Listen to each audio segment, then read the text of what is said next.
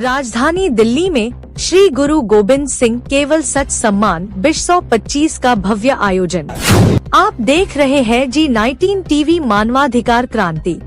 नई दिल्ली राजधानी दिल्ली स्थित कॉन्स्टिट्यूशन क्लब ऑफ इंडिया के मावलंकर सभागार में सिखों के 10वें गुरु श्री गुरु गोविंद सिंह जी के जन्मोत्सव की संध्या बेला पर एक भव्य सम्मान समारोह का आयोजन किया गया।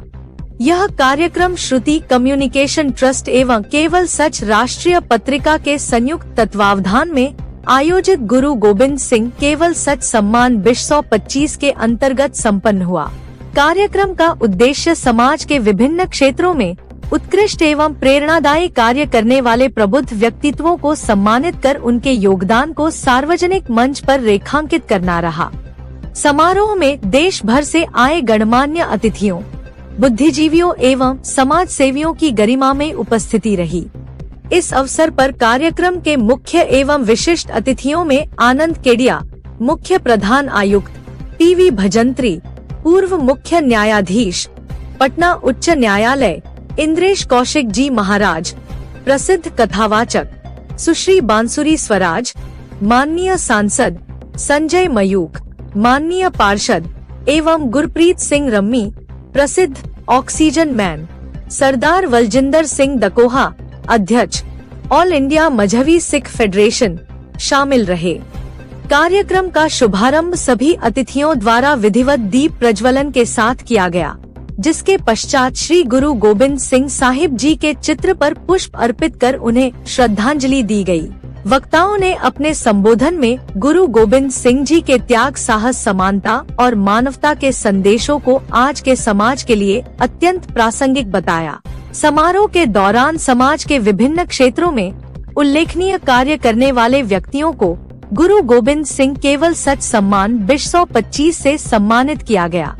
कार्यक्रम ने सामाजिक समरसता, राष्ट्रभक्ति और सेवा भावना को नई ऊर्जा प्रदान की। 2005 नवंबर में सरकार बनी थी, 5 में फरवरी में भी बनी थी, लेकिन वो सरकार नहीं चल पाई।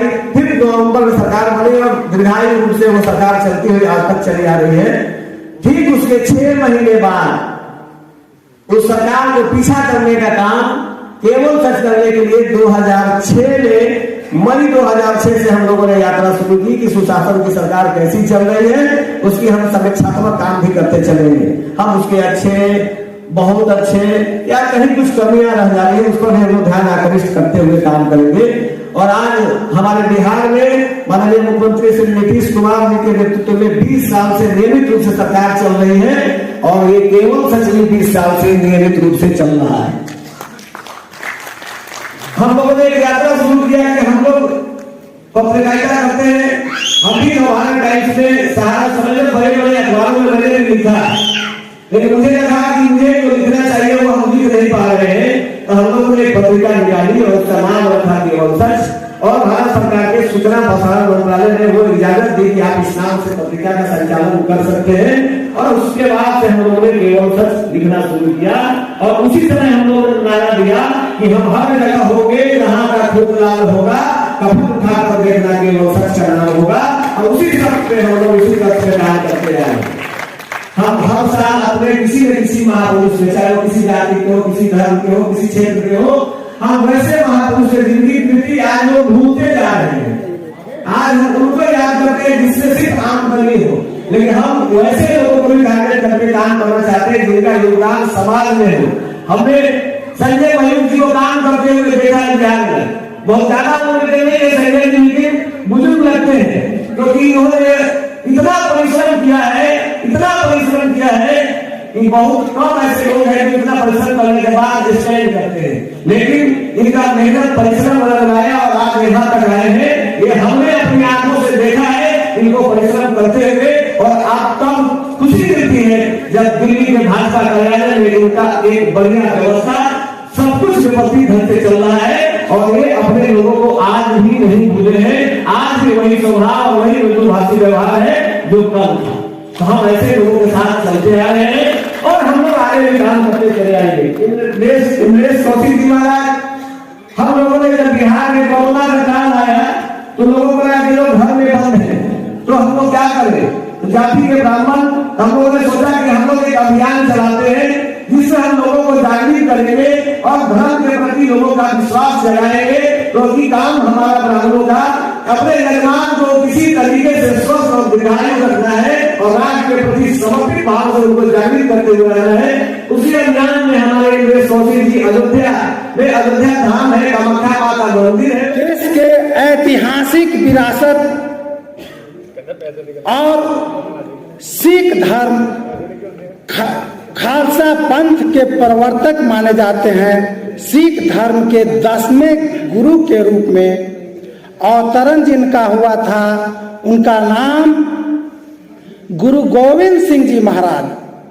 आज पूरे दुनिया में सिख धर्म के मानने वाले सिख धर्मावलंबी हो या हिंदू धर्म में भी बहुत सारे धर्म के लोग हैं जिनका नाम फक्र से लेते हैं।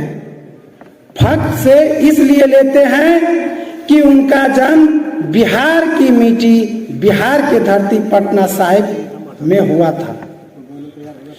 गुरु गोविंद सिंह जी महाराज के जीवन का कृतित्व किसी से छुपा नहीं है और आज दिल्ली के इस ऐतिहासिक भवन में उनकी ऊपर बोलना, उनके बातों को लोगों को बतलाना, यह भी एक गर्व की बात है। और यहाँ पर जो व्यक्ति भी जितनी भी संख्या में आए हुए हैं उनके लिए भी यह गर्व और स्वाभिमान की बात है कि आज पूरे देश के लोग कहीं और हैं और हम लोग इस पावन पवित्र महापुरुष की जयंती समारोह में कहीं और हैं। तो यह गौरवान्वित क्षण है हम लोगों के जीवन के समझने के लिए और आगे क्या हम यहाँ से हासिल करते हैं, क्या सीख करके जाते हैं, क्या अपने समाज, क्या अपने गांव, क्या अपने देश को देते हैं, इस चीज को समझने और विचार करने का मंथन है। यह एक गंभीर बात है। सरकार को इस पर और जितने भी देश के तमाम बड़ी बड़ी पार्टियां हैं या सिख पंथ के लोग मानने वाले हैं, उनको समझने वाले हैं, उनके बलिदानों को समझने वाले हैं, क्योंकि उन्होंने सत्य के लिए लड़ा था, देश के लिए लड़ा था, आजादी के लिए लड़ा था। आज अगर उनकी कुर्बानी नहीं होती तो इस वक्त हम इस स्थिति में नहीं होते, देश का परिदृश्य कुछ और हुआ होता।